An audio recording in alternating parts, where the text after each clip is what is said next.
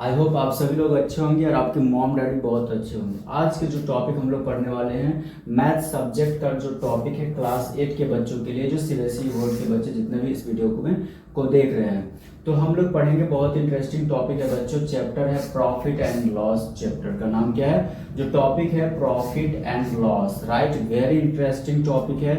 इस तरह के जो क्वेश्चन हम क्या करेंगे, बहुत सारे क्वेश्चन जो होते हैं प्रॉफिट एंड लॉस के, जो बच्चों को समझ में नहीं आती है, प्रॉब्लम्स होती है, ठीक है। तो सारा डाउट और कंसेप्ट हम लोग इस वीडियो में क्लियर करने वाले बच्चों, ठीक है। तो आपको क्या करना है, पूरा वीडियो को फुल वॉच करना है ताकि आपको कोई भी डाउट और नहीं रहे, और हम सारा सॉल्यूशन अच्छे से बारीकी से एक एक पॉइंट से समझेंगे कि अगर इस तरह के क्वेश्चन आपके एग्जाम में आते हैं तो आपको इसको किस तरह से सॉल्व करना है बच्चों, ठीक है। तो कोई भी घबराने वाली बात नहीं, बस वीडियो को फुल वॉच करना है। तो ज्यादा बात नहीं करते हम लोग, काम की बात करते हैं, सीधा क्वेश्चन पे आते हैं।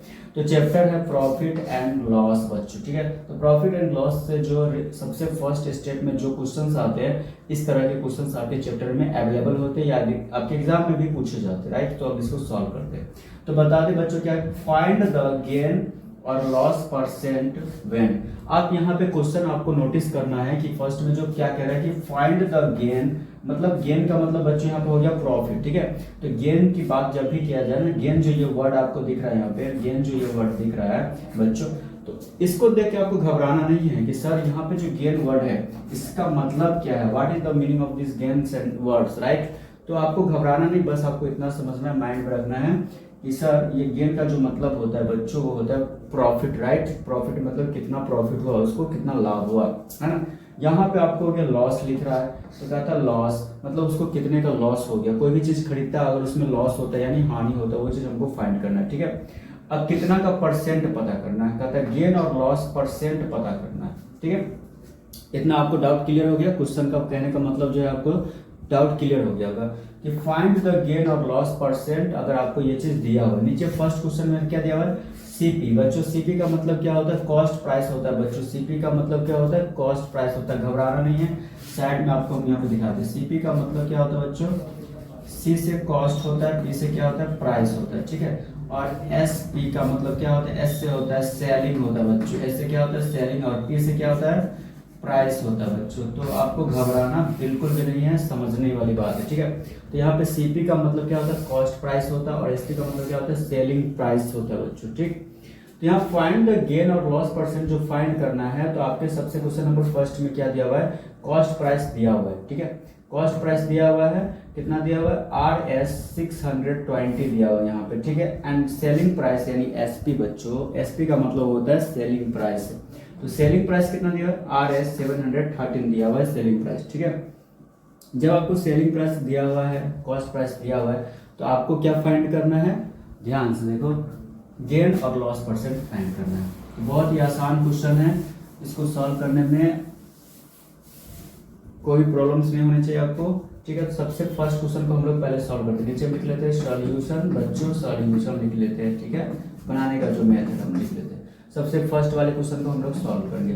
तो सीपी यानी कॉस्ट प्राइस, कॉस्ट प्राइस यानी सीपी। ये सी से कॉस्ट होता है, पी से क्या होता है प्राइस होता है, सी से कॉस्ट और पी से क्या होता है बच्चों प्राइस, राइट। ये कॉस्ट प्राइस किसको बोलते हैं, जिस अमाउंट पे, जिस प्राइस पे आप किसी चीज को खरीदते हो मार्केट से, ठीक है। मान लो कि पेन है, पेन मार्केट में 5 रुपीज है, तो आपने मार्केट से जाकर उसको 5 रुपीज में पेन को खरीदा और 10 रुपीज में बेच दिया। तो वहां पे 10 रुपीज में बेचा मतलब 5 क्या हुआ, उसको बेचना यानी सेलिंग करना, वो क्या होता है सेलिंग प्राइस होता है। किसी चीज को खरीदना मार्केट से, उसको क्या बोलते हैं कॉस्ट प्राइस बोलते हैं बच्चों। तो यही सीपी है, सीपी यानी कॉस्ट प्राइस। जैसे आपने कोई बुक खरीदा मार्केट से 10 रुपीज में, तो जिस 10 रुपये यानी 10 रुपये में आपने बुक को खरीदा जिस अमाउंट पे, राइट, तो आपको जो वो 10 रुपीज जो है ना कॉस्ट प्राइस हो जाएगा बुक के लिए। आई होप आप लोगों को थोड़ा सा डाउट क्लियर हो रहा होगा, ठीक है। यहाँ पे कॉस्ट प्राइस का मतलब आप लोगों को समझ में आया, जिस अमाउंट पे, ठीक है, जिस प्राइस पे आप मार्केट से कोई भी चीज खरीदते हो, तो वो जो प्राइस उसका होता है, तो वही प्राइस क्या कहलाता है, कॉस्ट प्राइस कहलाता है बच्चों, ठीक है। मान लो मैंने ये वॉच खरीदा, ठीक है, वॉच हमने खरीदा, वॉच खरीदा मार्केट से कितने में खरीद लिया,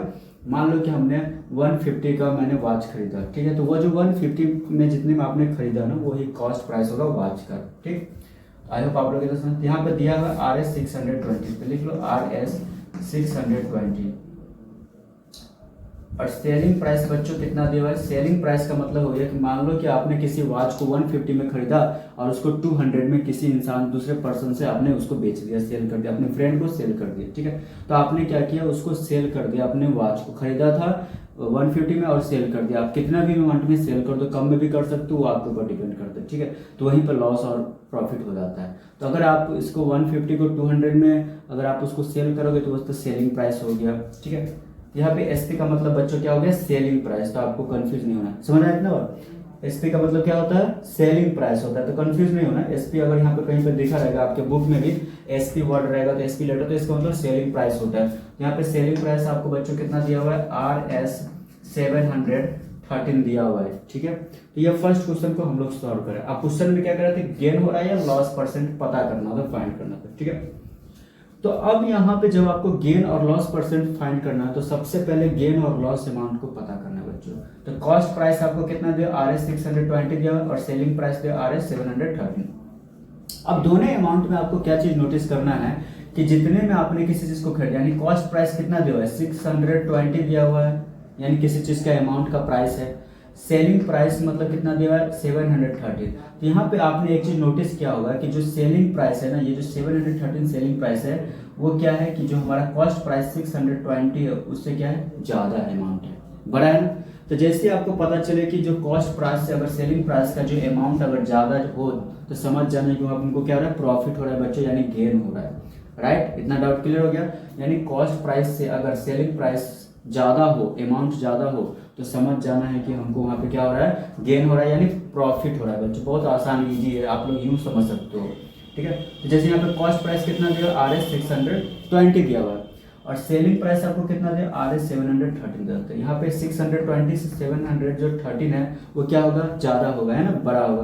तो दिस इज द क्या हो जाएगा, जो हमारा हो जाएगा गेन हो जाएगा यहाँ पे, राइट।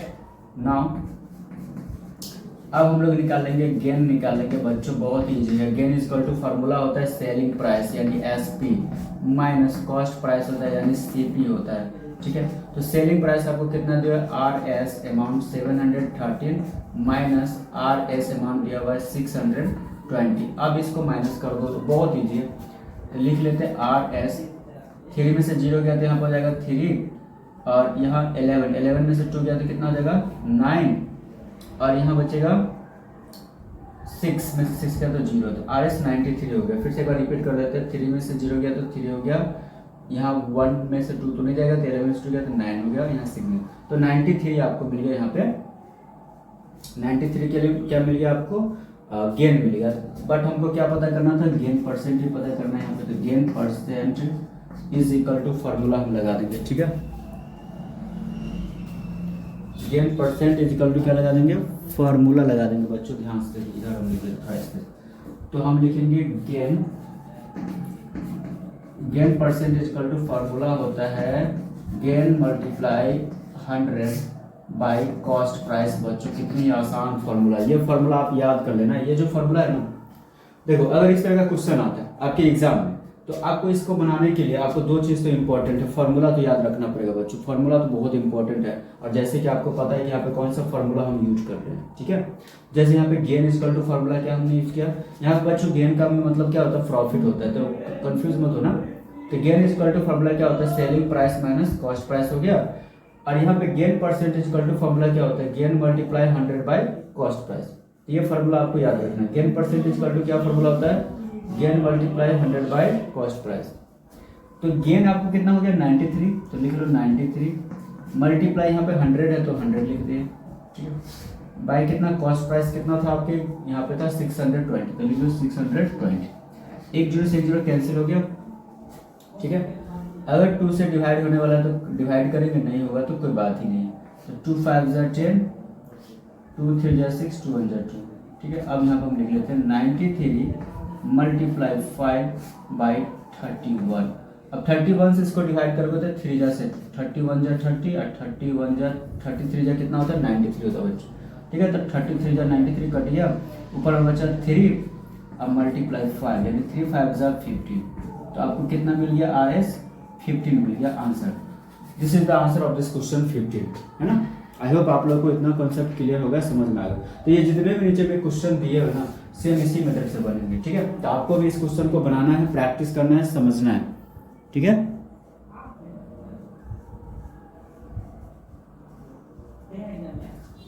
तो वीडियो को फुल वॉच करने के लिए थैंक यू सो मच। ये जितने क्वेश्चन है आप है ना, सारा इसी सेम मेथड बनाता है, आपको बना के कमेंट में करना है। और नेक्स्ट में आएगा तो फिर से हम एक और वीडियो बना देंगे इसी पे क्वेश्चन से रिलेटेड। वीडियो को फुल वॉच करने के लिए थैंक यू सो मच। मिलते हैं नेक्स्ट वीडियो में, तब तक के लिए बाय बाय।